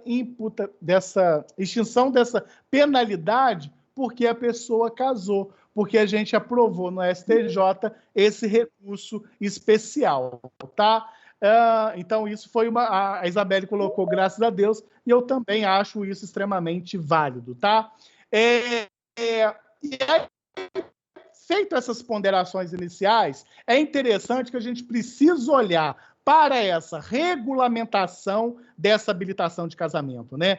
Quando eu vou querer... Beleza, já tem autorização, todo mundo me aceitou, meu pai me aceitou, minha mãe me aceitou, eu quero casar, tá tudo certo, ou eu tenho 18 anos, 19 anos e idem, eu quero casar, tá tudo dentro de uma normalidade, tenho capacidade para o casamento, não há nenhum impedimento. Eu preciso fazer o que agora, galera? Eu preciso regulamentar o que? Essa habilitação do casamento, né? E aí eu preciso fazer um chamamento. E esse chamamento é chamado de proclamas, né? Proclamas, né? O que seria esse proclamas, né? São avisos que são publicados, né? Por exemplo, no Diário Oficial. Quem é do fórum, né? Não sei se a Luana já trabalhou na vara de registro ou de família, geralmente nos pátios do fórum se disponibiliza edital falando, olha, fulano de tal com fulano de tal, vai casar, não sei lá o quê, por lá, para lá. Isso é para quê, galera? É para dar publicidade, porque se passou algo despercebido, né? Eles ficam 15 dias, esses proclamas, né? Se passou algo despercebido, e se alguém lê, viu, opa, fulano não pode casar, não. Eu vou lá comunicar que ele não pode casar, ele é impedido, né? E aí, obrigatoriamente, é para isso que serve, né? Para aquele fofoqueiro perceber que ele não tem possibilidade de casamento e aí ele leva isso para casar, justamente, né? A Luana trouxe a contribuição que esse proclamas, ele faz esse diálogo, como ela colocou aqui, voltado pelo princípio da publicidade, né? E isso é muito importante, porque esses 15 dias que nós vamos aguardar é os 15 dias para verificar se há impedimento, por exemplo, matrimonial, tá? Então, ele exige, por exemplo, desses nubentes, essa possibilidade. Beleza, também, né? As igrejas evangélicas também, dentro do casamento eclesiástico, eles podem casar, mas eles também fazem esse mesmo procedimento de habilitação, né? Casamento religioso com efeitos civis, tá? Beleza, bigamia, pode estar tentando cometer bigamia, ok, perfeito, justamente. Então, esses 15 dias é para que nós todos, ao perceber que ele está numa irregularidade, a gente vai lá e faz essa denúncia. E depois disso, obrigatoriamente, isso eu coloco tanto no domicílio da noiva, como eu coloco no domicílio do noivo, tá? Para dar essa oportunidade dos 15 dias a gente denunciar algum tipo de impedimento, tá? E isso é muito interessante, tá? Uma outra questão também interessante, tá tudo certo, obrigatoriamente eu vou poder me casar. Quando eu vou pensar nessa possibilidade de me casar, a gente precisa dialogar com algo chamado o quê? Bom, quais são os pressupostos para a celebração do casamento, né? Eu tenho pressupostos. Quais são esses pressupostos para a celebração do casamento? Gente, o primeiro pressuposto é o seguinte: você imagina um casamento, fulano vai casar amanhã, dia 1º, 11 horas da manhã, sei lá onde, né? Bom, lá no, sei lá, o registro de pessoas civis, lá, sei lá, no bairro de Campo Grande, Barra da Tijuca, Meia, por aí vai. 11 horas da manhã. Tá. Qual é o primeiro requisito que eu preciso, gente? Eu preciso que esses infelizes A e B que vão se casar, que esses nubentes, eles estejam o quê? Presente. É o primeiro requisito, né? A presença e o consentimento desses nubentes. Essa é a regra geral. Então, a primeira regra do pressuposto é presença e consentimento do nubente. Bom, eu tendo a presença dos nubentes, o consentimento dos nubentes, eu preciso ter quem? Eu preciso obrigatoriamente ter quem? A presença e o consentimento de quem? Daquela pessoa que eu vou chamar de autoridade celebrante, né? Que, por exemplo, é o juízo de paz. Preciso, por exemplo, de testemunhas, preciso de publicidade. Essa publicidade que a Luana colocou como princípio da publicidade, ela é extremamente importante para o casamento. Porque o casamento, ele precisa acontecer com portas abertas. Você não pode trancar a porta para ter o casamento. Por quê? Lembra daquele negócio? Não sei lá o quê, não sei lá o quê, não sei lá o quê. Aí você tem que falar o sim, tem alguém que se opõe... Não sei, eu não sei, que eu não participo de casamento. Tem alguém que se opõe, não sei lá o quê. É nessa oportunidade que um doido grita lá, eu me oponho porque ele é casado, porque ele é desgramado, enfim. Você fala alguma coisa de impedimento. Eu oponho porque eu sou amante. Isso, que eu sou amante, que ele é casado, falsificou a certidão de solteiro e por aí vai. Então, nesse momento, essas portas precisam estar abertas. Por isso, porque se tiver fechada, parte da doutrina, inclusive nós temos hoje o falecido Silvio Capanema, bem como Luiz Paulo, que é um defensor especial da FESUDEPERJ aqui no estado do Rio de Janeiro, ele sustenta que seria hipótese de casamento inexistente. Você tranca a porta e não permite que outras pessoas entrem nessa possibilidade jurídica, ele entende que esse casamento ele é inexistente porque você violou o pressuposto da celebração, que era o quê? Deixar essa porta aberta, tá? Então, isso Professor, é importante. Por que seria casamento inexistente, não nulo? Porque ele violou uma condição determinante, né? Quando se viola uma condição determinante de determinada norma, geralmente se torna nulo, né? Mas na realidade, tanto o Capanema como o Luiz Paulo... Explicar essa situação? Posso sim. Na realidade, tanto o Capanema, né, quando ele faz a referência no 1548 do Código Civil, e ele fala dessa questão do pressuposto, né, que você tem essa porta, por exemplo, trancada, fechada, o que ele sustenta, né? Ele traz à tona aquilo que a gente chama, por exemplo, da escada de Ponte de Miranda, né? Inexistência, validade e eficácia, né? Quando a gente olha, por exemplo, só a existência, a gente pensa o seguinte, bom, o que é uma existência nessa relação jurídica, né? É o agente, é a forma, é o objeto.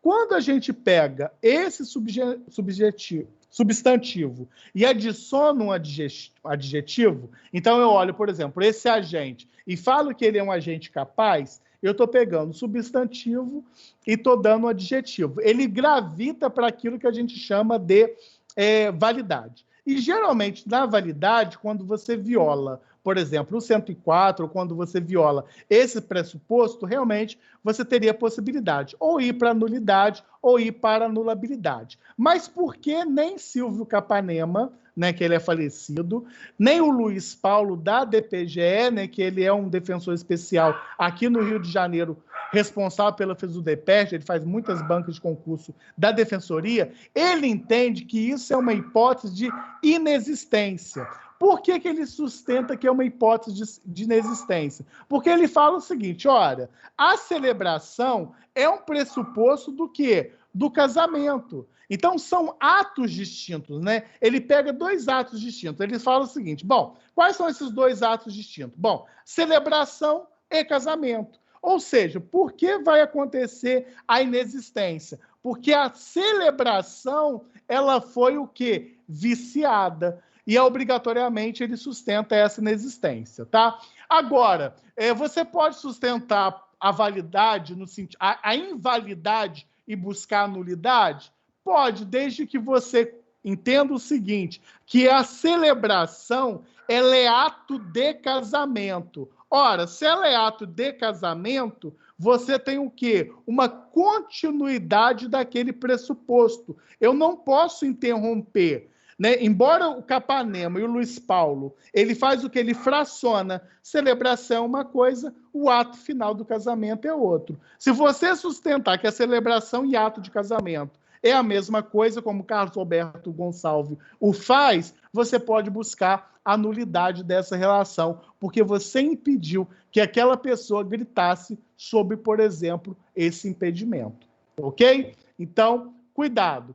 Se você desmembrar, celebração é uma coisa e ato de casamento é outra. Inexistência, se você entender que celebração e ato de celebração é continuidade, você pode gravitar aí como Carlos Alberto Gonçalves faz, e aí você vai para a validade, a invalidade vai discutir a nulidade do casamento, tá? Cuidado, então cuidado, tem uma divergência, então. Tem essa divergência. Cuidado. Tá. Então, porque pelo meu raciocínio, eu vou pelo Carlos Roberto Gonçalves. Né? Sim, porque você está indo nessa continuidade. Agora, se você tiver interesse de ser defensora pública, por exemplo, no estado do Rio de Janeiro, você tem... Não, por exemplo, mas quem tem, né, vontade de ser defensor, tem que olhar a banca, né, desse cara, é Luiz Paulo. Na realidade, o Luiz Paulo, ele tem apontamentos de direito civil, tá? Ele tem apontamentos de direito civil. Ele não tem um livro próprio de direito civil como manual, como o Carlos Alberto Gonçalves. Mas na FESUDEPERJ, que é a fundação que rege os concursos, né, que dá aula e etc. para a Defensoria Pública, o cara é extremamente respeitado. Então, no Rio de Janeiro, DPGE, nessa hipótese que a gente conta aqui, você tem que sustentar a inexistência. Numa questão de âmbito geral, a nulidade, pegando aí a fala de Luana e aproveitando aí Carlos Roberto Gonçalves, que ele usa o manual dele, tá? Que mais? Uma outra questão também, muito importante, né? É quando a gente pensa obrigatoriamente no momento, por exemplo, que você está considerado, né? Qual é o momento que eu vou, por exemplo, considerar, por exemplo, o casamento, né? E aí, obrigatoriamente, é aquele momento que eu tenho aquilo que eu chamo de intervenção dessa autoridade celebrante, né? Essa autoridade celebrante, eu preciso ter a declaração dos nubentes, né? Por quê? Porque o ato é complexo, porque a natureza jurídica desse casamento vai com a intervenção do celebrante. É ato contínuo do casamento. O que eu quero dizer com isso? Vocês, obrigatoriamente, para quem quer casar, precisa falar o seguinte: sim, aceito, sim, sim, sim. Não é A, B, não, é sim. Essa fala, né, essa palavra sim, ela é requisito para caracterizar o momento da celebração do casamento e, a partir desse sim, vocês serem considerados casados, né? Isso é muito importante. Então, esses são os requisitos desse casamento. Firmino, tem exceção, né? Em face desses requisitos? Lógico que tem, né? No direito, o que nós mais temos principalmente no direito civil, é aquilo que a gente chama de exceção.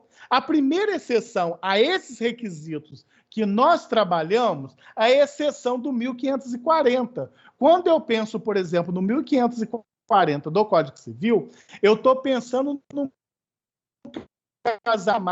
casamento num culpativo. O que seria esse casamento num culpativo? É aquele casamento que a doutrina também chama de quê?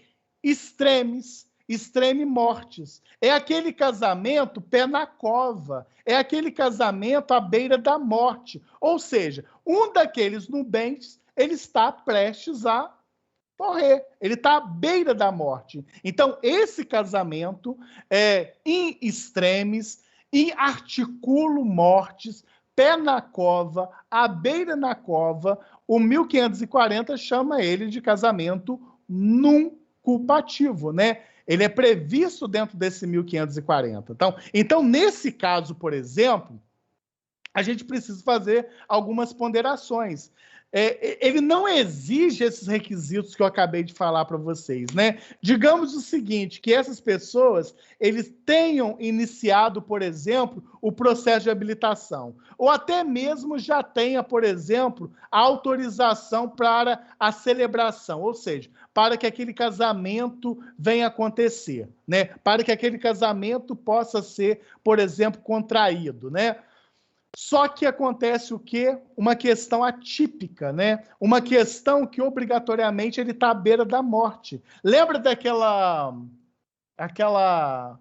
catástrofe que aconteceu em Petrópolis, né? Que teve a barranceira, muita gente soterrada e etc e tal. Você imagina nessa hipótese, né? Nessa hipótese toda, eu já tinha autorização, você está com a pessoa da qual você vai casar, está à beira da morte, você pega 6 testemunhas ali, tenta encontrar nessa loucura toda. Eu estou dando um caso extremo, tá? Porque vocês sabem que eu sou exagerado.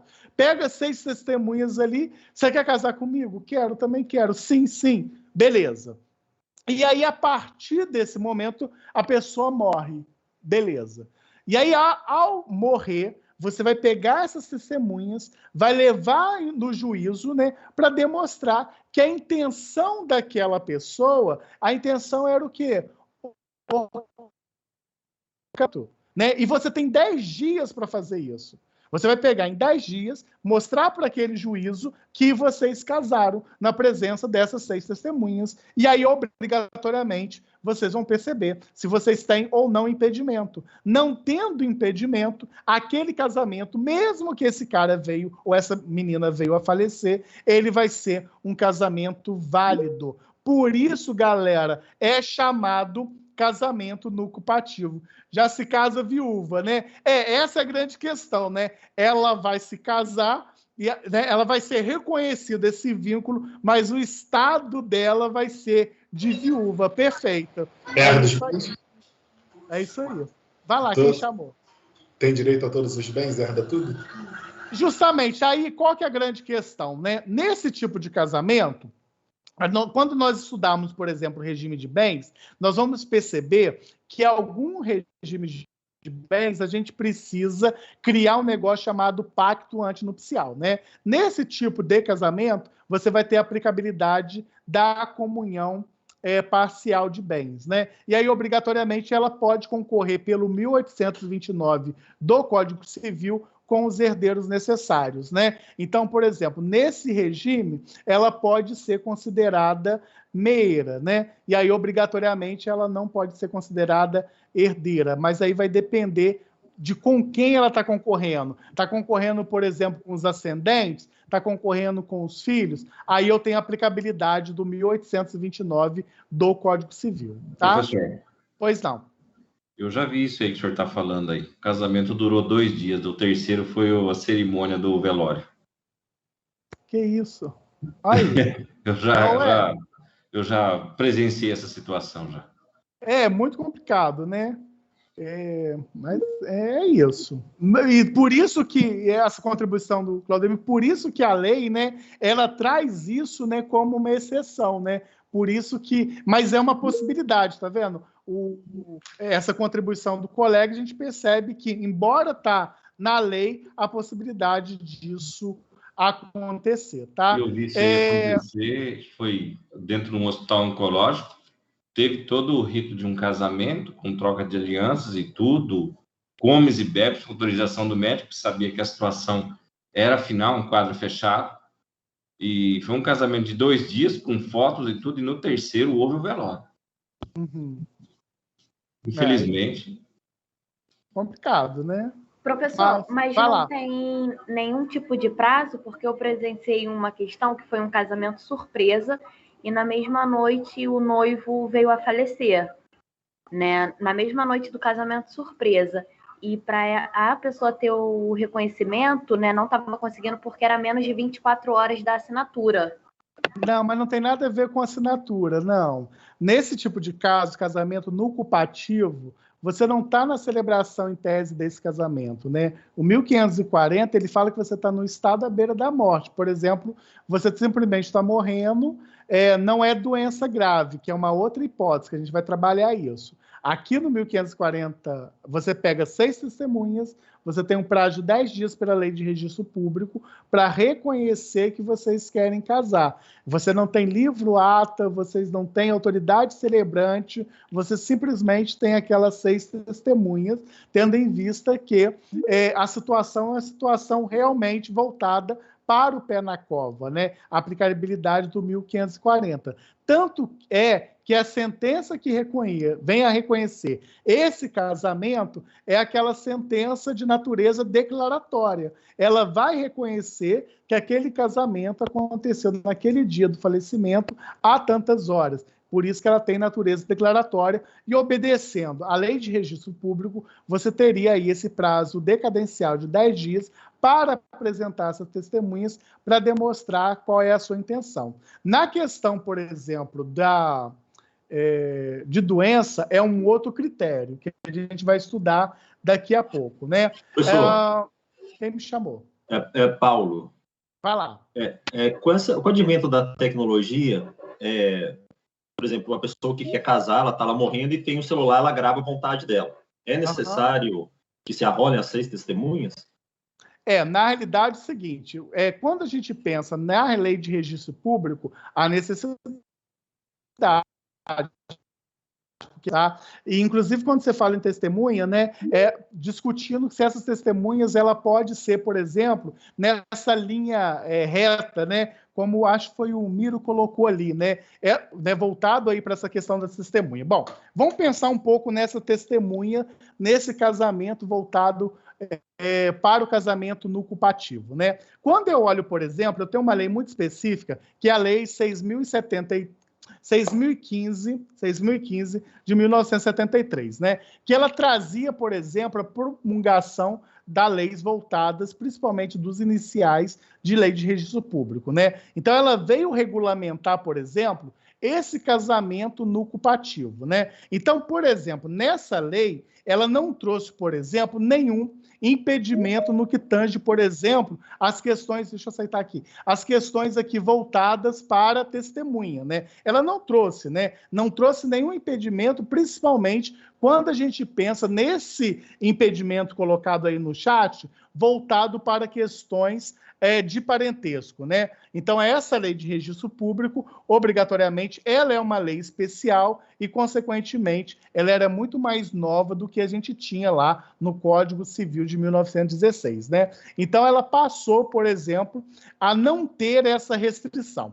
A grande questão é o seguinte: quando eu tenho, por exemplo, lá o artigo 76 dessa lei de registro público, dá para entender na doutrina que ela derrogou o qual? o 1540, né? Ela derrogou o 1540. Por quê? Porque nesse 1540, quando eu olho, por exemplo, para as questões do parentesco, olhando para essa questão dessas testemunhas, ela fala de uma linha reta, né? Numa linha reta voltada para a questão de parente, ou numa linha colateral daquilo que a gente pensa até o segundo grau. Então, obrigatoriamente, eu não tenho, pela lei de registro público, no artigo 76, esse impedimento de testemunha, né, que não poderia ser nem na linha reta, nem na linha colateral, que seria até o segundo grau, tá? E aí você poderia se valer dela utilizando a lei especial em face da lei geral, que é o Código Civil. Aí você pode ratificar essa testemunha no que tange nesse casamento no culpativo, né? É plenamente possível isso acontecer, tá? Foi, Miro? Acho que sim. Bom, beleza? Bom, isso é uma primeira exceção. Nós também ainda temos uma segunda exceção voltada para esse casamento, né? Que é o casamento por procuração, né? Lembra que eu falei para vocês, gente? Numa regra geral, a primeira possibilidade era o seguinte, que sai fora. O nubente lá que quer casar, né? Ele precisa estar presencialmente e falar o seguinte, olha, eu quero casar, eu aceito, BBB. Só que eu tenho uma exceção, que é a possibilidade do casamento por procuração, né? Que é a possibilidade do 1535, né? Veja bem, galera, quando eu penso, por exemplo, no 1535 lá do Código Civil, a gente começa a pensar que no casamento, em tese, se o cara vai casar, se a mulher vai casar, se a mulher vai casar, se o homem com o homem vai casar, em tese, eles têm que estar presentes, né? Essa é a regra, né? Mas a gente percebe que pelo 1535 eu tenho a possibilidade de nomear um procurador. Só que esse procurador, ele tem que ter uma procuração pública e essa procuração pública, ela tem que ter o quê? Poderes especiais. Ou seja, dentro desses poderes especiais, ela me permite a dar o consentimento para aquele casamento, né? Para dar o aceite daquele casamento. O que a doutrina fala e chama atenção é o seguinte, se os dois podem faltar, né? Eu tenho A e B, estão com data marcada para o casamento, sei lá, no dia 2 de setembro. E aí A e B surgiu, um conseguiu um emprego nos Estados Unidos, o outro conseguiu um emprego, sei lá em Fortaleza, e ambos não podem comparecer no próprio casamento, né? Se tinha uma discussão se os dois poderiam nomear procuradores diferentes para casamento, para casar no dia 2 lá de setembro. E hoje eles podem fazer dessa forma, ou seja, os dois podem estar ausentes no casamento. E aí, obrigatoriamente, esse casamento vai acontecer desde que essa procuração seja uma procuração válida, desde que essa procuração tenha poderes especiais para esse consentimento desse casamento, né? E essa procuração ela não pode ser por instrumento particular, né? Por que ela não pode ser por instrumento particular? Por uma questão de forma, né? Como é um ato muito solene, a procuração por instrumento particular, ela seria considerada nula, né? Eu teria aplicabilidade do 166, inciso 4 do Código Civil, né? Eu preciso obrigatoriamente que essa procuração, ela seja uma procuração por instrumento público, porque lembra da natureza jurídica do casamento? Nós falamos, o casamento é um ato solene e é um ato complexo. E aí, por isso, a gente precisa ter, obrigatoriamente, essa necessidade que essa procuração, ela seja, por exemplo, uma procuração aí por instrumento público, tá? A gente não pode... Quem chamou? Professor. Vai lá. Marconi. Tudo bom, professor? Sim, tudo certo. Vai lá, Marconi. É uma pergunta, assim, que eu não entendi direito. Esses dois nubentes, se ambos faltarem, podem ser pelo mesmo procurador ou não? Procurador diferente. Obrigado. Por quê, Marco Antônio? Marconi. Por que Marconi? Porque ele tem que ter procuradores diferentes. Porque o interesse, né, da vontade, elas precisam ir ao encontro, né? E aí, obrigatoriamente, ela tem que nomear um e ele tem que nomear outro, né? O único doutrinador que permite isso é o Silvio Venosa, né? Silvio Venosa, ele fala da possibilidade de você usar uma única procuração para aquela finalidade, desde que você não tenha oposição. Mas é muito raso a aplicabilidade do Silvio Venosa, tá? A mais coerente é você usar procurações públicas distintas, tanto para A como para B, tá? Então, isso é possível acontecer. Até porque, né, professor, você usar uma procuração só para todos os atos é algo temerário, né? Sim, até porque pode dar algum ruído também nessa fala da Luana, é a mesma coisa. Eu também nutro desse entendimento. Eu acho que, né, por ser um ato solene, um ato complexo, que pode ter divergência, etc. e tal, cada Nubentes, obrigatoriamente, nomeia aí um procurador para essa finalidade. Tá? Alguém? Fechamos? E aí eu abro o microfone para vocês, que a gente foi direto. Oi, professor. Fala quem me chamou, que eu não escuto. Eu. O seu ponto de aula, porque o senhor vai poder postar quando da outra semana, porque eu fico com medo do acúmulo de matéria, entendeu? Assim, eu queria dar uma olhada, lida, né? Estudada antes de chegar a semana de prova. E assim, agora está no início do período, eu tento me organizar bem antes de semana de prova para não ficar atolada. Luana, tipo assim, eu vou tentar fazer, porque eu gravo essas aulas, depois tenho que transcrever, né? Eu vou tentar fazer, assim, porque o meu ponto de aula, como eu sempre falo, ele é facultativo, né? Eu dou essa aula, mas nunca deixei de mandar. Mas, assim, me comprometer que eu acabo de dar uma aula e já fazer o ponto de aula, isso eu não consigo fazer, tá? Não tem nem como, não, tem nem como, professor. Não, mas eu tô falando assim, eu vou tentar... Não, mas eu tô falando assim, eu vou tentar me organizar para vocês, né, ter esse... Porque o que acontece? Eu já tô até procurando... Eu tô que nem a Luana. A Luana me falou na semana passada, negócio do TED já me deixou preocupado, aí eu fico agitado. Ó, aí o que eu tô pensando, Luana? Veja bem, ó. Vê se fica bom assim para vocês, ó. Deixa eu ver aqui. Ó, semana que vem não tem aula porque é feriado, é dia 7. Então, 14 tem aula, 21 tem aula. Eu estou pensando em mandar esse ponto até 21, né? Esses últimos. Por quê? Porque no dia 28 eu vou dar revisão. E no dia 5 vocês vão fazer prova. Vocês acham que assim fica muito ruim? 2 semanas antes, no máximo? Não, dá para se organizar. Fica aí ruim, qual você vai colocar lá no Classroom ou vai mandar para os representantes? Eu posso colocar o que fica mais fácil para vocês. Para mim, tanto faz para mim. Sala, então. Tá, eu mando para vocês. O que vocês acharem, eu mando para ambos, tanto na sala como para o representante. Não me incomoda, não. O que vocês acharem melhor? Coloca lá no Classroom, porque aí, assim, tem aluno que não gosta de entrar, ficar em grupo, né? Aí a gente posta tudo em grupo, né? A gente não faz não manda individualmente para ninguém. Coloca lá no grupo, quem pegou, pegou. Mas às vezes tem várias conversas, o pessoal pode se perder. E aí é melhor colocar lá no Classroom, quem está inscrito na turma, consegue acessar o material. Beleza, então. Então eu faço isso, tá? Eu acho que o Eduardo perguntou que, Eduardo, essa pergunta foi o membro da Marconi, né? Eu disse o seguinte, né? A doutrina majoritária fala que tem que ser procurações distintas, né? Tanto para um como para outro, né? Procuração pública com poderes especiais para praticar aquele ato, né? O Silvio Venosa, ele fala que pode ser uma única procuração para ambos os nubentes, né? Eu não me filio na corrente do Silvio Venosa.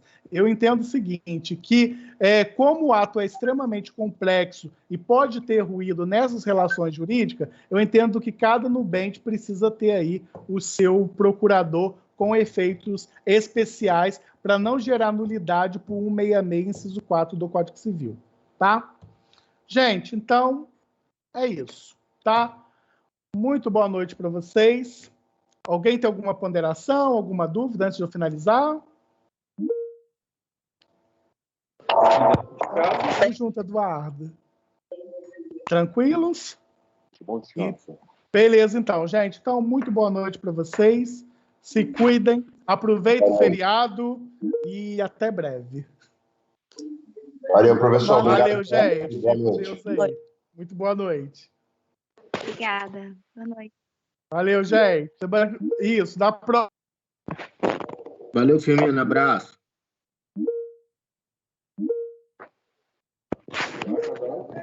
Cada onda.